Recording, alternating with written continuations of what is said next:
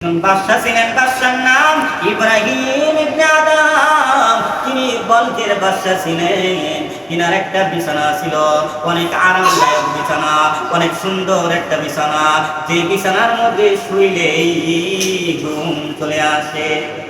কি চলে আসে? শুইলেই ঘুম চলে আসে। ওনার একজন খাদেমা ছিল, খাদেমার নাম হলো কানিস। কি নাম? কি নাম? কি নাম? ওনার একজন খাদেমা ছিল, খাদেমার নাম হলো কানিস। ওই কানিস ওই বাদশার বিছানা ঠিক করতেন, মেরামত করতেন, বিছানা ঝাড়ু দিতেন।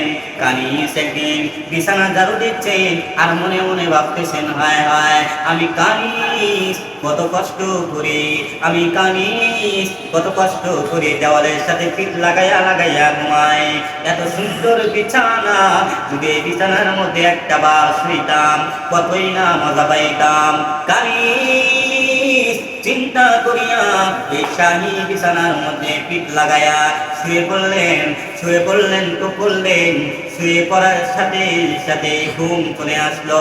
ঘুম আসাটাই স্বাভাবিক, সারা জীবন তিনি শক্ত বিছানার মধ্যে ঘুমাইছেন। নরম বিছানা পাইলেই সাথে সাথে ঘুম আসাটা কি স্বাভাবিক, আসবেই। আমরা যারা শুধু তলোয়ারের মধ্যে ঘুমাই, আমরা ছাত্র ভাইরা যারা ঘুমাই, বাড়িতে গেলে খাটের উপরে নরম বিছানা যখন আমাদের পায়, সাথে সাথে আমাদের চোখের মধ্যে কি এসে যায়। কানিস এত দামি, এত শাহী বিছানার মধ্যে কোনোদিন পিঠ লাগায় নাই, আজকে সুযোগ পাইছেন, শাহী বিছানার মধ্যে পিঠ লাগাইছে তো লাগাইছে, সাথে সাথে ঘুম চলে আসছে। এদিক দিয়ে ইব্রাহিম ইবনে আদম তার বিছানার দিকে যায়, বিছানার দিকে যায়, যাইতে যাইতে তার শাহী বিছানার কাছে গিয়ে দেখে তার খাদেমা কানিস তার শাহী বিছানার মধ্যে ঘুমিয়ে পড়েছে। তখনই ইব্রাহিম ইবনে আদমের শরীরের মধ্যে তাকাব্বুরে এসে যেন গরম চলে আসলো। চাবুক কিংবা ব্যাত লইয়া সাথে সাথে কানিসের পিঠের মধ্যে ঠাস ঠাস করে কয়েকটা বাড়ি বসিয়ে দিল। কানিস ঘুমন্ত অবস্থায় লাফ দিয়ে উঠা কান্না শুরু করে দিল। আমি যদি তোমাদেরকে মারি তোমরা কি করবা? কান্না করবা। কিন্তু কানিস ওই বাসার মায়ের খাইয়া কান্না করে, কান্না করার পরে আবার মুস্কি মুস্কি হাসে। এই কি করে? মুস্কি মুস্কি হাসে। তোমাদেরকে যদি মারি, মারার পরে তোমরা কান্দবা, এটাই তো স্বাভাবিক। কিন্তু একটু পরে যদি হাসি দাও, তাহলে আমি তো জিজ্ঞেস করবো, কেন তোরে মারছি, কান্না করো, সেটা তো বুঝলাম, কিন্তু তুই হাসোস কেন? এরকম প্রশ্ন আসবে কি আসবে না? আসবে কি আসবে না?